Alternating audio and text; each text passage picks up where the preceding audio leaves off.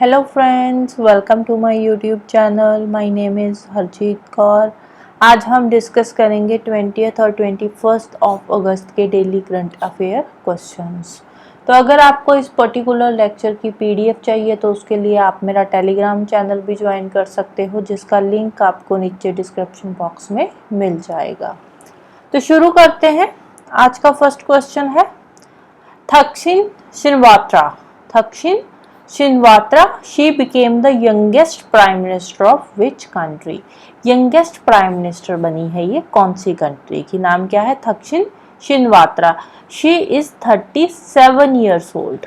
37 years old, right. तो कौन सी country की ये यंगेस्ट प्राइम मिनिस्टर बनी है? तो ये बनी है थाईलैंड की। कौन सी कंट्री की? थाईलैंड की ये प्राइम मिनिस्टर बनी है, राइट। तो थाईलैंड की बात आई है तो थाईलैंड के बारे में एक बार देख लेते हैं। 37 ईयर्स ओल्ड है।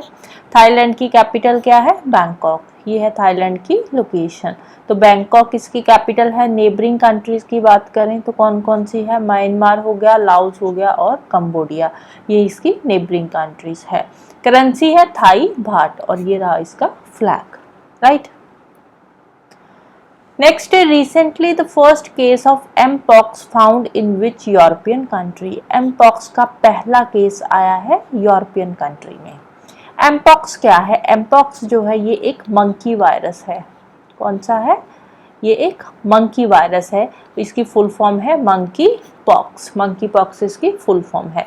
तो कौन सी यूरोपियन कंट्री में इसका पहला केस अभी आया है रिसेंटली? तो वो आया है स्वीडन में। कौन सी कंट्री में? स्वीडन में। तो एमपॉक्स वायरस जो है ये फर्स्ट टाइम जो है नोटिस किया गया था डेमोक्रेटिक रिपब्लिक ऑफ कॉन्गो के अंदर। कहाँ पे? डेमोक्रेटिक रिपब्लिक ऑफ कॉन्गो में। तो फर्स्ट केस इसका डेमोक्रेटिक रिपब्लिक ऑफ कॉन्गो में कब आया था? 1970 में। कब आया था? 1970 में। ये एक जूनोटिक वायरस है। जो एमपॉक्स है ये एक जूनोटिक वायरस है, मतलब एनिमल से ह्यूमन बींग्स में आता है ये।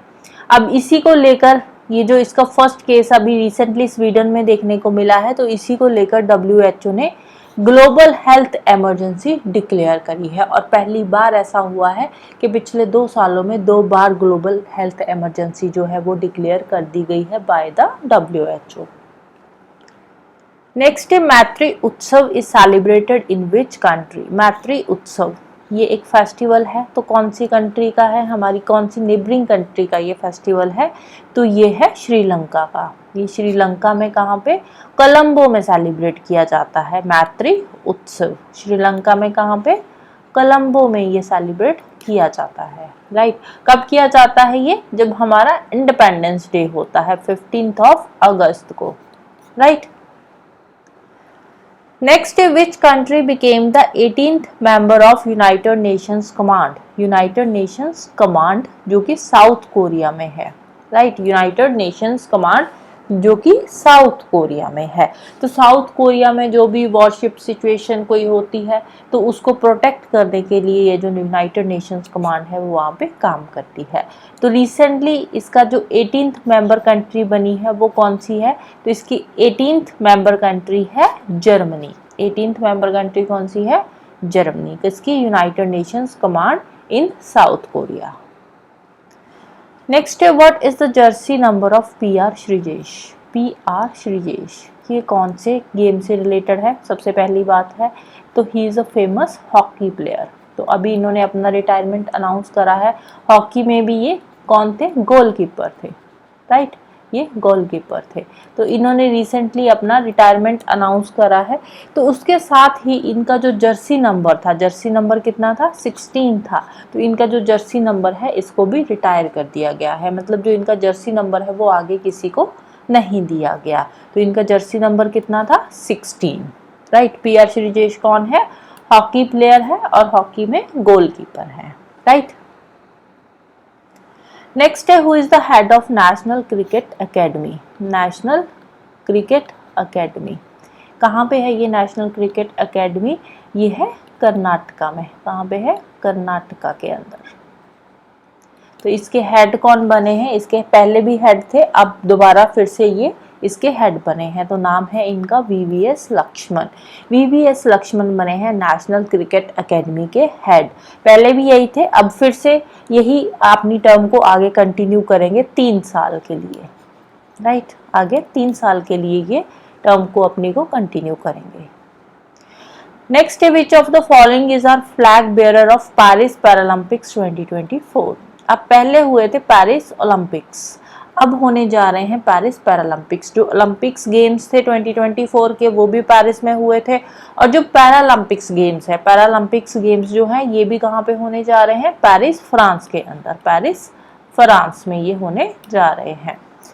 तो अब यहाँ पे ये कब से शुरू होंगे, ये अगस्त में 28 अगस्त को ये शुरू होने जा रहा है पेरिस पैरालंपिक्स, राइट। कब शुरू होने जा रहा है, 28 अगस्त को ये शुरू होने जा रहा है। तो इसमें जो फ्लैग बेरर सेरेमनी होगी उसमें फ्लैग बेरर कौन रहेंगे, इंडिया की तरफ से। तो इंडिया की तरफ से 2 लोगों को सिलेक्ट किया गया है फ्लैग बेरर सेरेमनी के लिए। कौन कौन से है, एक है सुमित आंतिल और दूसरी है भाग्यश्री यादव। सुमित आंतिल एंड भाग्यश्री यादव। तो आंसर आ जाएगा हमारा option B 1 and 3। Paris Paralympics 28 अगस्त को शुरू होंगे, 8 सितंबर तक ये चलेंगे। इसका मैस्कट क्या है, जो पेरिस ओलंपिक्स का था सेम मैस्कट इसका है, फ्रांजेस या फ्रिंजेस जो भी आप इसको बोलो, प्रोनाउंस करो। तो ये है इसका, ये एक रेड कलर की कैप है, राइट। फ्रिंज क्या है, ये एक रेड कलर की कैप है जो कि इसका मैस्कट है। मोटो क्या है, इसका मोटो है गेम्स वाइड ओपन, राइट। तो मोटो मैस्कट वगैरह ये चीज़ें जो है इम्पोर्टेंट है, मोटो भी इम्पोर्टेंट है, मैस्कट भी इम्पोर्टेंट है। कौन सी कंट्री में होने जा रहे हैं ये भी इम्पोर्टेंट है, राइट। नेक्स्ट है who has been appointed as India's representative to UN in New York. India's representative कौन बने हैं यूएन में, तो इंडिया के रिप्रेजेंटेटिव हैं पी हरीश। कौन अपॉइंट हुए हैं, पी हरीश। और इन्होंने रिप्लेस किया है रुचिरा कंबोज को। किसको रिप्लेस किया है, रुचिरा कंबोज को, राइट। पहले ये कौन थे, पहले ये हमारे इंडिया को रिप्रेजेंट कर रहे थे जर्मनी में, राइट। जर्मनी के एम्बेसडर थे इंडिया की तरफ से, right. Who has been appointed as MD and CEO of Tamil Nadu Mercantile Bank. Tamil Nadu Mercantile Bank के नए एमडी एंड सीईओ कौन अपॉइंट हुए हैं, तो ये हुए हैं S Sukumaran Nair. S Sukumaran Nair appoint हुए हैं new MD and CEO of Tamil Nadu Mercantile Bank. Next है doctor Ram Narayan Agarwal who passed away recently is famous for. Doctor Ram Narayan Agarwal ये किसके लिए फेमस है, ये अग्नि मिसाइल्स के लिए फेमस है। तो इनको अग्नि मैन के नाम से भी जाना जाता है, राइट। अग्नि मैन के नाम से भी ये फेमस है। तो अभी तक जो अग्नि मिसाइल्स आई हैं, टोटल कितनी अग्नि मिसाइल्स आई हैं, अग्नि 5 तक आई है। अग्नि 1, 2, 3, 4 एंड अग्नि 5, टोटल 5 मिसाइल्स आई है अग्नि की, राइट। और जो अग्नि 1 मिसाइल थी, अग्नि 1 जो मिसाइल थी उसकी रेंज कितनी थी, उसकी रेंज थी 700 से लेकर 800 किलोमीटर तक की अग्नि 1 मिसाइल की रेंज थी। लेकिन अभी जो रिसेंट मिसाइल लॉन्च हुई थी अग्नि 5 की जो मिसाइल थी इनकी, उसकी रेंज कितनी थी, उसकी थी 5000 किलोमीटर तक की उसकी रेंज थी अग्नि 5 मिसाइल की। तो जो अग्नि 5 मिसाइल थी ना, ये इंटरकॉन्टिनेंटल बैलिस्टिक मिसाइल थी, इंटरकॉन्टिनेंटल बैलिस्टिक मिसाइल थी जो अग्नि 5 मिसाइल थी, राइट। बैलिस्टिक मिसाइल कौन सी होती है, जो इस तरह से जाती है, राइट। इंटरकॉन्टिनेंटल मतलब एक कॉन्टिनेंट से दूसरी कॉन्टिनेंट तक ये मिसाइल जा सकती है, जो अग्नि 5 मिसाइल है। 5000 किलोमीटर तक की इसकी रेंज है, राइट। इसके अलावा इनके अवार्ड्स ऑनर्स की बात करें तो 1990 में इनको पद्मश्री से सम्मानित किया गया था, 2000 में इनको पद्म भूषण दिया गया था बाय द प्रेसिडेंट। इसके अलावा DRDO टेक्नोलॉजी लीडरशिप अवार्ड भी इनको मिला है, लाइफ टाइम अचीवमेंट अवार्ड भी मिला है इनको 2004 के अंदर। और ये अग्नि मैन के नाम से फेमस थे। नाम याद रखना है, नाम क्या है, doctor Ram Narayan Agarwal, doctor Ram Narayan Agarwal. Next है which country hosted the 3rd Voice of Global South Summit. 3rd edition का ये था समिट, 3rd एडिशन का Voice of Global South Summit, जो कि वर्चुअली हुआ था, राइट। ये एक वर्चुअल समिट था। कौन सी कंट्री ने इसको होस्ट किया है? तो इसको होस्ट किया है इंडिया ने, राइट। एक वर्चुअल समिट था जिसको इंडिया ने होस्ट करा है। और इसका थीम क्या था? इसका थीम था an empowered global south for a sustainable future. An empowered global south for a sustainable future. और ये समिट कब हुआ था? ये हुआ था 17 अगस्त को। ये समिट जो था वो हुआ था और टोटल 123 कंट्रीज ने इस समिट को ज्वाइन किया था। और जिसमें अटेंड किन्होंने किया था? 21 कंट्रीज ने इसको अटेंड किया था। हमारी जो नेबरिंग कंट्रीज थी उन्होंने भी अटेंड किया था except Pakistan and China. Pakistan and China, ये दो कंट्रीज ऐसी है जिन्होंने इस समिट को अटेंड नहीं करा था, ना ही ज्वाइन करा था। पाकिस्तान एंड चाइना ने ना इसको अटेंड किया ना ज्वाइन किया। इसके अलावा हमारी जो बाकी की नेबरिंग कंट्रीज है, जैसे कि नेपाल हो गया, भूटान हो गया, बांग्लादेश हो गया, श्रीलंका हो गया, तो इन सभी कंट्रीज ने अटेंड किया था, राइट। नेक्स्ट है Jiyo Parsi scheme was launched in. Jiyo Parsi scheme कब आई थी? जियो पारसी स्कीम आई थी 2013-14 में। रिसेंटली ये न्यूज में है क्योंकि अभी जो जियो पारसी स्कीम से रिलेटेड एक जियो पारसी पोर्टल लॉन्च किया गया है, राइट। कौन सा पोर्टल है? जियो पारसी पोर्टल लॉन्च किया गया है। ये पोर्टल किसने लॉन्च किया है? जो मिनिस्टर है हमारे माइनॉरिटी अफेयर्स के, राइट। माइनॉरिटी अफेयर्स के मिनिस्टर कौन है? किरेन रिजिजू। किरेन रिजिजू। तो इन्होंने ये पोर्टल लॉन्च करा है, Jiyo Parsi portal, so that कि ऑनलाइन जो है पारसी जो है इस स्कीम के लिए अप्लाई कर सके। तो उनके लिए जियो पारसी पोर्टल लॉन्च किया गया है। जियो पारसी जो स्कीम है ये एक सेंटर सेक्टर स्कीम है। कौन सी स्कीम है? सेंटर सेक्टर स्कीम है। ये जियो पारसी स्कीम एक सेंटर सेक्टर स्कीम है। इसका जितना भी खर्चा है वो सेंटर की तरफ से आता है, राइट। नेक्स्ट है व्हाट इज निपुण। निपुण क्या है? निपुण एक म्यूनिशन है। क्या है निपुण? ये एक म्यूनिशन है। निपुण एक सॉफ्ट टारगेट म्यूनिशन है। किसने डेवलप करा है? डीआरडीओ ने, defence research and development organisation ने।